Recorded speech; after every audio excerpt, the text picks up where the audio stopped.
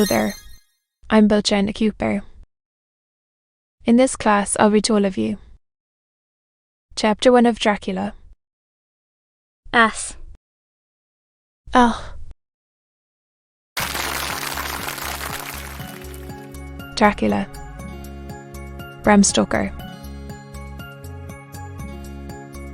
Chapter 1. 3 May. Bistritz. Left Munich at 8:35 p. On 1st May. Arriving at Vienna early next morning. Should have arrived at 646. But train was an hour late. Budapest seems a wonderful place. From the glimpse which I got of it from the train and the little I could walk through the streets, I feared to go very far from the station, as we had arrived late and would start as near the correct time as possible. The impression I had was that we were leaving the west and entering the east. The most western of splendid bridges over the Danube, which is here of noble width and depth, took us among the traditions of Turkish rule. We left in pretty good time, and came after nightfall to Klausenberg. Here I stopped for the night at the Hotel Royal. I had for dinner, or rather supper, a chicken done up some way with red pepper, which was very good but thirsty. Then, get recipe for Mina, I asked the waiter, and he said it was called paprika Händel and that, as it was a national dish, I should be able to get it anywhere along the Carpathians. I found my smattering of German very useful here. Indeed, I don't know how I should be able to get on without it, having had some time at my disposal when in London. I had visited the British Museum and made search among the books and maps in the library regarding Transylvania. It had struck me that some folk knowledge of the country could hardly fail to have some importance in dealing with the noblemen of that country.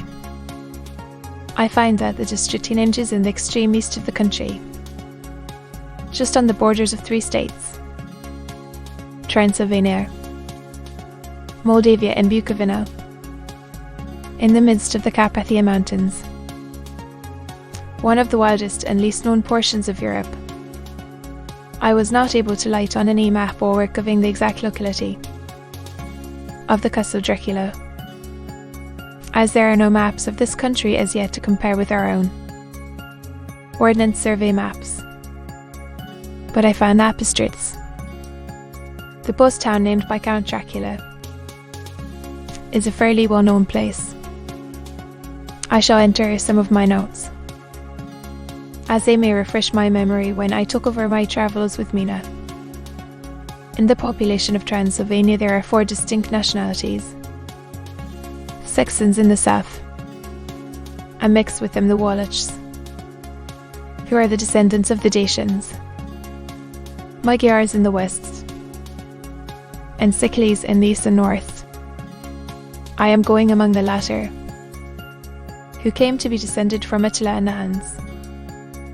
This may be so, for when the Magyars conquered the country in the 11th century, they found the Huns settled in it.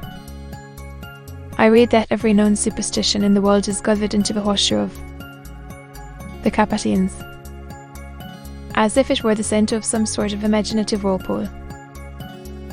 If so, my stay may be very interesting. Then, I did not sleep well, though my bed was comfortable enough, for I had all sorts of queer dreams. There was a dog howling all night under my window, which may have had something to do with it, or it may have been the paprika, for I had to drink up all the water in my carafe, and was still thirsty. Towards morning I slept and was wakened by the continuous knocking at my door, so I guess I must have been sleeping soundly then. I had for breakfast more paprika, and a sort of bridge of maize flour which they said was mamlega and eggplant, stuffed with fursa meat. a very excellent dish, which they call implatata, mem.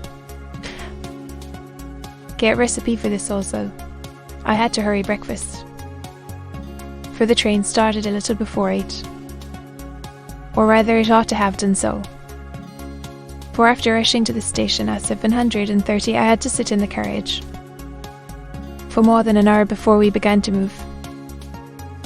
It seems to me that the further east you go, the more unpunctual are the trains. What ought they to be in China? All day long we seemed to dawdle through a country which was full of beauty, of every kind. Sometimes we saw little towns or castles on the top of steep hills such as we see in old missals. Sometimes we ran by rivers and streams which seemed from the wide stony margin on each side of them to be subject to great floods. It takes a lot of water and running strong to sweep the outside edge of a river clear. At every station there were groups of people, sometimes crowds, and in all sorts of attire. Some of them were just like the peasants at home or those I saw coming through France and Germany, with short jackets and brown hats and homemade trousers. But others were very picturesque. The women looked pretty, except when you got near them, but they were very clumsy about the waist. They had awful white sleeves of some kind or other, and most of them had big belts with a lot of straps of something fluttering from them like the dresses in a ballet. But of course there were petticoats under them. The strangest figures we saw were the Slovaks, who were more barbarian than the rest, with their big cowboy hats, great baggy dirty white trousers, white linen shirts, and enormous heavy leather belts, nearly a foot wide, all studded over with brass nails. They wore high boots, with their trousers tucked into them, and had long black hair and heavy black moustaches. They are very picturesque, but do not look prepossessing. On the stage they would be set down at once as some old oriental band of brigands. They are, however, I am told, very harmless and rather wanting a natural self-assertion. It was on the dark side of twilight when we got to Bistritz, which is a very interesting old place. Being practically on the frontier, for the Burgo Pass leads from it into Bukovan, it has had a very stormy existence, and it certainly shows marks of it. 50 years ago a series of great fires took place, which made terrible havoc on 5 separate occasions. At the very beginning of the 17th century it underwent a siege of 3 weeks, and lost 13,000 people. The casualties of war proper being assisted by famine and disease. Count Dracula had directed me to go to the Golden Cone Hotel, which I found, to my great delight, to be thoroughly old-fashioned, for of course I wanted to see all I could of the ways of the country. I was evidently expected, for when I got near the door I faced a cheery-looking elderly woman in the usual peasant dress, white undergarment with long double apron, front and back of coloured stuff fitting almost too tight for modesty. When I came close she bowed and said, "The Herr Englishman?" "Yes," I said. "Jonathan Harker." She smiled and gave some message to an elderly man in white shirt sleeves, who had followed her to the door. He went, but immediately returned with a letter. "My friend, welcome to the Carpathians. I am anxiously expecting you. Sleep well tonight. At 3 tomorrow the diligence will start for Bukovina. A place on it is kept for you. At the Burgo Pass my carriage will await you and will bring you to me. I trust that your journey from London has been a happy one, and that you will enjoy your stay in my beautiful land. Your friend. For me. I found that my landlord had got a letter from the Count, directing him to secure the best place on the coach for me. But on making inquiries as to details, he seemed somewhat reticent, and pretended that he could not understand my German. This could not be true, because up to then he had understood it perfectly. At least, he answered my questions exactly as if he did. He and his wife, the old lady who had received me, looked at each other in a frightened sort of way. He mumbled out that the money had been sent in a letter, and that was all he knew. When I asked him if he knew Count Dracula, and could tell me anything of his castle, both he and his wife crossed themselves, and saying that they knew nothing at all, simply refused to speak further. It was so near the time of starting that I had no time to ask anyone else, for it was all very mysterious and not by any means comforting. Just before I was leaving, the old lady came up to my room and said in a very hysterical way, "Must you go?" "Oh, down here. Must you go?" She was in such an excited state that she seemed to have lost her grip of what German she knew, and mixed it all up with some other language which I did not know it. Well, I was just able to follow her by asking many questions. When I told her that I must go at once, and that I was engaged in important business, she asked again, "Do you know what day it is?" I answered that it was the 4th of... She shook her head as she said again, "Well, yes, I know that. I know that. But do you know what day it is?"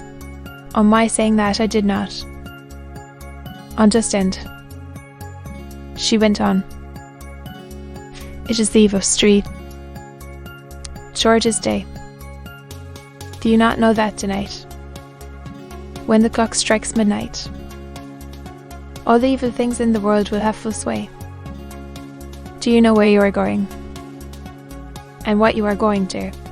She was in such evident distress that I tried to comfort her, but without effect. Finally she went down on her knees and implored me not to go, at least to wait a day or two before starting. It was all very ridiculous, but I did not feel comfortable. However, there was business to be done, and I could allow nothing to interfere with it. I therefore tried to raise her up, and said, as gravely as I could, that I thanked her, but my duty was imperative, and that I must go. She then rose and dried her eyes, and taking a crucifix from her neck offered it to me. I did not know what to do, for, as an English churchman, I have been taught to regard such things as in some measure idolatrous, and yet it seemed so ungracious to refuse an old lady meaning so well, and in such a state of mind. She saw, I suppose, the doubt in my face, for she put the rosary round my neck, and said, "For your mother's sake," and went out of the room.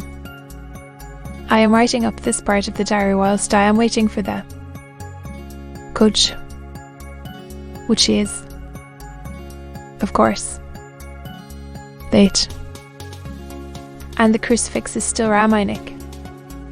Whether it is the old lady's fear, or the many ghostly traditions of this place, or the crucifix itself, I do not know, but I am not feeling nearly as easy in my mind as usual.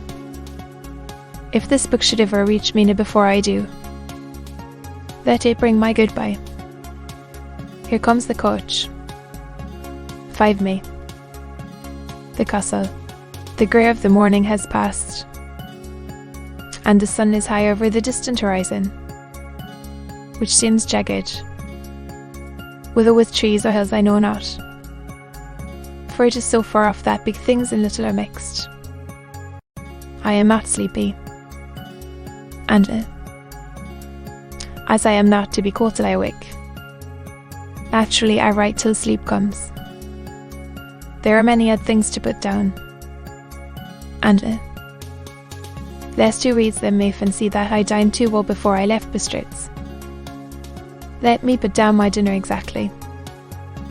I dined on what they called rubber steak bits of bacon, onion, and beef, seasoned with red pepper, and strung on sticks and roasted over the fire, in the simple style of the London cat's meat. The wine was golden mid-ash, which produces a queer sting on the tongue, which is, however, not disagreeable. I had only a couple of glasses of this, and nothing else. When I got on the coach, the driver had not taken his seat, and I saw him talking with the landlady. They were evidently talking of me, for every now and then they looked at me, and some of the people who were sitting on the bench outside the George, they called by a name meaning word Burr came and listened, and then looked at me, most of them pityingly. I could hear a lot of words often repeated. Crew Woods, for there were many nationalities in the crowd. So I quietly got my polyglot dictionary from my bag and looked them out. I must say they were not cheering to me, for amongst them were Ordog Satin, Quackalel, Strigicrich, Frillick and Vuksak, both of which mean the same thing. One being Slovak and the other Serbian for something that is either werewolf or vampire. Then, when we started, the crowd round the inn door, which had by this time swelled to a considerable size, all made the sign of the cross and pointed 2 fingers towards me. With some difficulty I got a fellow passenger to tell me what they meant. He would not answer at first, but on learning that I was English, he explained that it was a charm or guard against the evil eye. This was not very pleasant for me, just starting for an unknown place to meet an unknown man. But everyone seemed so kind-hearted, and so sorrowful, and so sympathetic that I could not but be touched. I shall never forget the last glimpse which I had of the inn now and its crowd of picturesque figures, all crossing themselves, as they stood round the wide archway, with its background of rich foliage of oleander and orange trees and green tubs clustered, in the centre of the yard. Then our driver, his white linen drawers covered the whole front of the box seat cots, they call them a cracktys, big whip over his 4 small horses, which ran abreast, and we set off on our journey. I soon lost sight and recollection of ghostly fears in the beauty of the scene as we drove along, although had I known the language, or rather languages, which my fellow passengers were speaking, I might not have been able to throw them off so easily. Before us lay a green sloping land full of forests and woods, with here and there steep hills, crowned with clumps of trees or with farmhouses. The blank gable into the road. There was everywhere a bewildering mass of fruit blossomable, plum, pear, cherry, and as we drove by I could see the green grass under the trees spangled with the fallen petals. In and out amongst these green hills of what they call here the Mittelland ran the road, losing itself as it swept round the grassy curve, or was shut out by the straggling ends of pine woods, which here and there ran down the hillsides like tongues of flame. The road was rugged, but still we seemed to fly over it with a feverish haste. I could not understand then what the haste meant, but the driver was evidently bent on losing no time in reaching Bargoprand. I was told that this road is in summertime excellent, but that it had not yet been put in order after the winter snows. In this respect it is different from the general run of roads in the Carpathians, for it is an old tradition that they are not to be kept into good order. Of old the hospitallers would not repair them, lest the Turks should think that they were preparing to bring in foreign troops, and so hasten the war which was always really a loading point. Beyond the green swelling hills of the Midland rose mighty slopes of Firstup, to the lofty steeps of the Carpathians themselves. Right and left of us they towered, with the afternoon sun falling full upon them and bringing out all the glorious colours of this beautiful range, deep blue and purple in the shadows of the peaks, green and brown where grass and rock mingled, and an endless perspective of jagged rock and pointed crags, till these were themselves lost in the distance, where the snowy peaks rose grandly. Here and there seemed mighty rifts in the mountains, through which, as the sun began to sink, we saw now and again a white gleam of flowing water. One of my companions touched my arm as we swept round the base of it. Helen opened up the lofty, snow-covered peak of a mountain, which seemed, as we went on our serpentine way, to be right before us. Look, Istin Sek, God's eaten, and he crossed himself reverently, as we went on our endless way, and the sun sank lower and lower behind us. The shadows of the evening began to creep round us. This was emphasized by the fact that the snowy mountain top still had the sunset, and seemed to glow out with a delicate cool pink. Here and there we passed Isaacs and Slovaks, all in picturesque attire, but I noticed that culture was painfully prevalent. By the roadside were many crosses, and as we swept by, my companions all crossed themselves. Here and there was a peasant man or woman kneeling before a shrine, who did not even turn round as we approached, but seemed in the self-surrender of devotion to have neither eyes nor ears for the outer world. There were many things new to me. For instance, hayricks in the trees, and here and there very beautiful masses of weeping birch, the white stones shining like silver through the delicate green of the leaves. Now and again we passed a little wagon, ordinary peasant's cart with its long, snake-like vertebrae, calculated to suit the inequalities of the road. On this were sure to be seated quite a group of homecoming peasants, the Sizeks with their white, and the Slovaks with their coloured sheepskins, the latter carrying lands fresh in their long staves, with axe at end.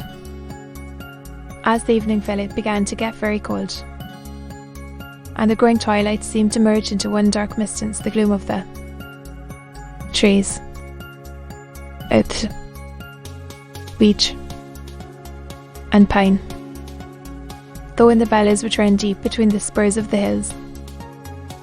As we ascended through the pass, the dark crest stood out here and there against the background of late-lying snow.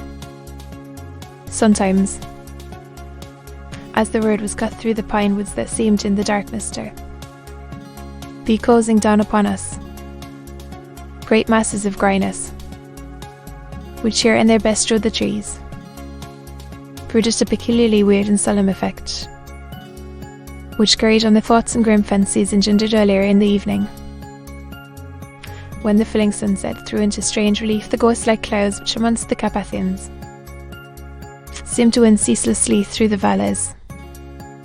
Sometimes the hills were so steep that, despite our driver's haste, the horses could only go slowly.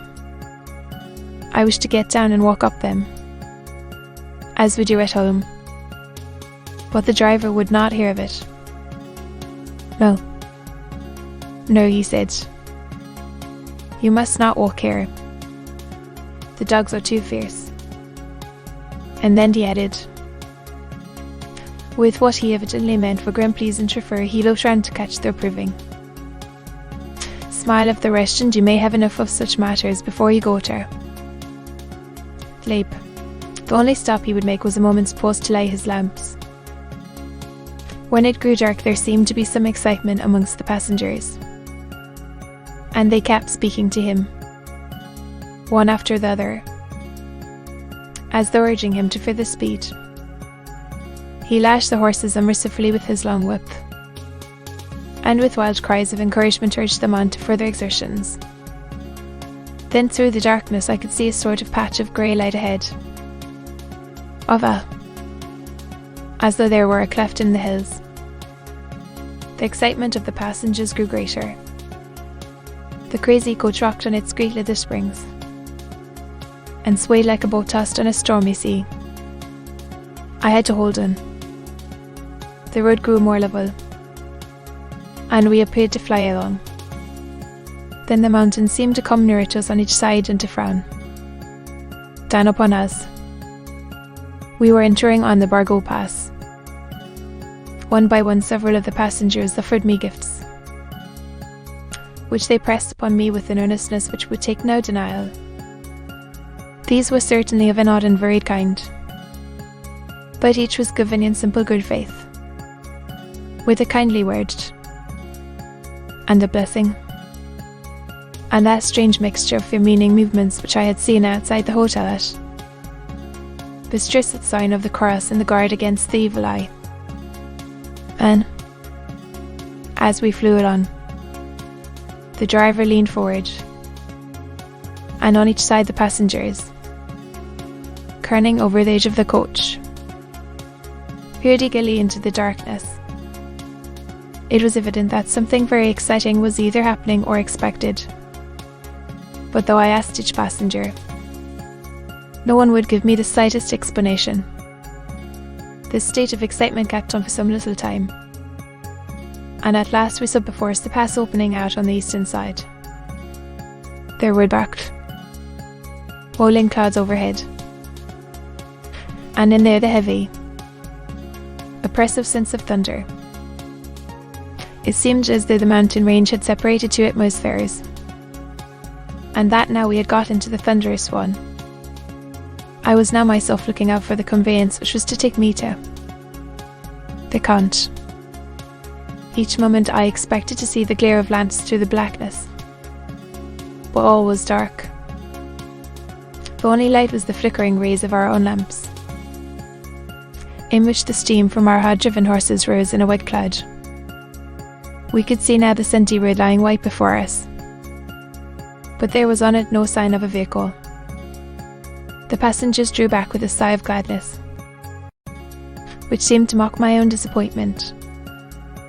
I was already thinking what I had best do, when the driver, looking at his watch, said to the others something which I could hardly hear.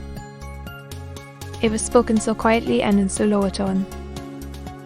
I thought it was an hour less than the time. Then turning to me, he said in German worse than my own, "There is no courage here. The hare is not expected after all. He will now come on to Bikavina and return tomorrow or the next day. Better the next day." Whilst he was speaking, the horses began to neigh and snort, and plunge wildly, so that the driver had to hold them up. And amongst a chorus of screams from the peasants and a universal cursing of themselves, a coach with 4 horses drove up behind us, over to Gus, and drew up beside the coach. I could see from the flash of our lamps, as the rays fell on them, that the horses were coal-black and splendid animals. They were driven by a tall man, with a long brown beard and a great black hat, which seemed to hide his face from us. I could only see the gleam of a pair of very bright eyes, which seemed red in the lamplight. As he turned to us, he said to the driver, You are early tonight, my friend, the man stammered in reply. The English air was in a hurry, to which the stranger replied, That is why. I suppose. You wished him to go on to Bukovina. You cannot deceive me, my friend. I know too much. And my horses are swift. As he spoke, he smiled, and the lamplight fell on a hard-looking mouth, with very red lips and sharp-looking teeth, as white as ivory. One of my companions whispered to another the line from Burgers Lenore. Then die Tudden Reitenshell. The strange driver evidently heard the words, for he looked up with a gleaming smile. The passenger turned his face away, at the same time putting out his 2 fingers and crossing himself. Give me the hare's luggage, said the driver, and with exceeding alacrity my bags were handed out and put in the coach. Then I descended from the side of the coach. As the coach was close alongside, the driver helping me with a hand which caught my arm in a grip of steel. His strength must have been prodigious. Without a word he shook his reins. The horses turned, and we swept into the darkness of the pass. As I looked back, I saw the steam from the horses of the coach by, the light of the lamps, and projected against it the figures of my late companions crossing themselves. Then the driver cracked his whip and called to his horses, and off they swept on their way to Bukovina. As they sank into the darkness, I felt a strange chill, and a lonely feeling came over me. But a cloak was thrown over my shoulders, and a rug across my knees, and the driver said in excellent German, The night is chill. Mynheer, and my master the Count bade me take all care of you. There is a flask of Slivovitz, the plum brandy of the country, underneath the seat, if you should require it. I did not take any, but it was a comfort to know it was there all the same. I felt a little strangely, and not a little frightened. I think had there been any alternative I should have taken it, instead of prosecuting that unknown night journey. The carriage went at a hard pace straight along. Then we made a complete turn and went along another straight road. It seemed to me that we were simply going over and over the same ground. Again. And so I took note of some salient point, and found that this was so. I would have liked to have asked the driver what this all meant, but I really feared to do so, for I thought that, placed as I was, any protest would have had no effect in case there had been an intention to delay by and by. However, as I was curious to know how time was passing, I struck a match, and by its flame looked at my watch. It was within a few minutes of midnight. This gave me a sort of shock, for I suppose the general superstition about midnight was increased by my recent experiences. I waited with a sick feeling of suspense. Then a dog began to howl somewhere in a farmhouse far down the road along, agonist wailing, as if from fear. The sound was taken up by another duck, and then another and another. The borne on the wind which now sighed softly through the pass.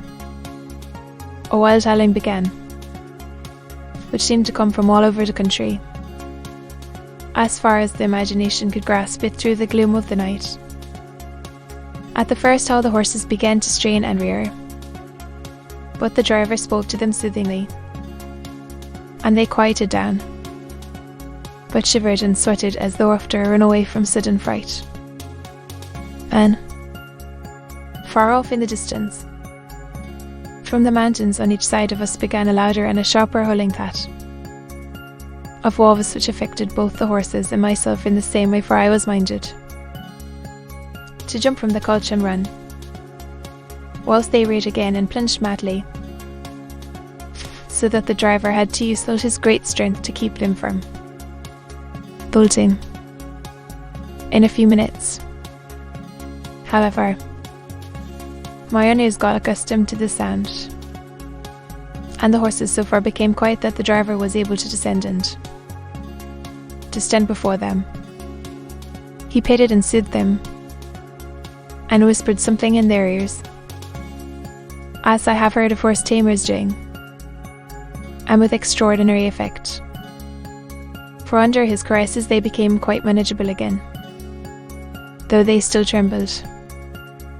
The driver again took his seat, and shaking his reins, started off at a great pace. This time, after going to the far side of the pass, he suddenly turned down a narrow roadway which ran sharply to the right.